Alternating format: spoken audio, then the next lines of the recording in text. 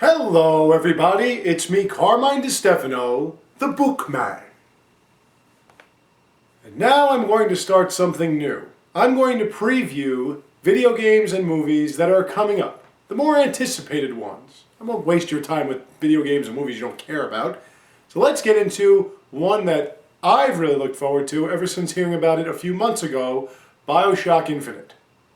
From the creative masterminds that gave us the city Rapture back in 2007, Bioshock Infinite now takes technology up into the sky.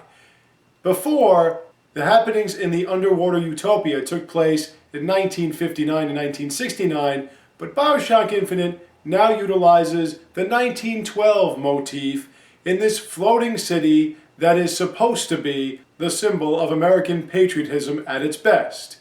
This city is called Columbia, which is actually ironic considering it's supposed to be a symbol of American nationalism and it's named after a foreign country. Not to mention the fact that this city and its inhabitants actually turn against foreigners and what they call foreign hordes.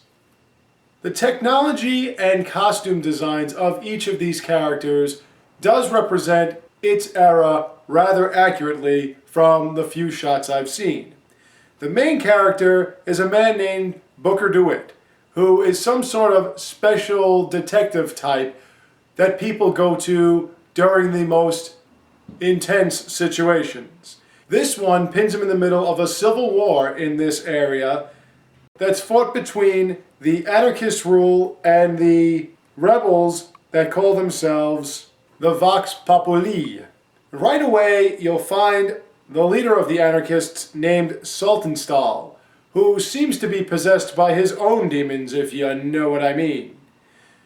We also got a shot of the skylines and how they're utilized in traveling throughout this city and how you can fight while sliding through them.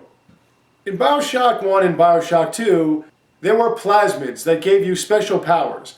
This one, aside from Booker's natural telekinesis that he can use in many different ways you couldn't before, there also are vigors that take the place of plasmids. But instead of shooting yourself up with them, you drink them. The only vigor I've seen in motion is called the Murder of Crows, which acts as a distraction and as a gang attack against your enemies. The main dilemma in this storyline is Booker's attempt to rescue a woman named Elizabeth, who had been captured for 15 years. She has an extraordinary ability that even she cannot control, and it leaves her in physical duress. You actually see her coughing and bleeding through her nose after utilizing her special gifts.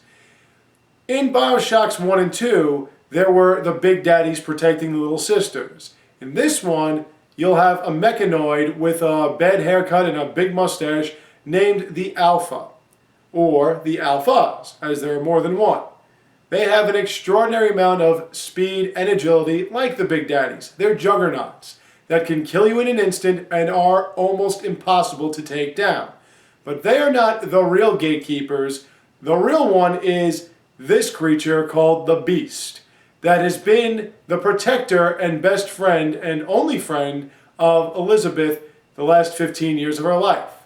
The real battle is between you and this thing as you try to get Elizabeth out of Dodge and off of the floating city known as Columbia.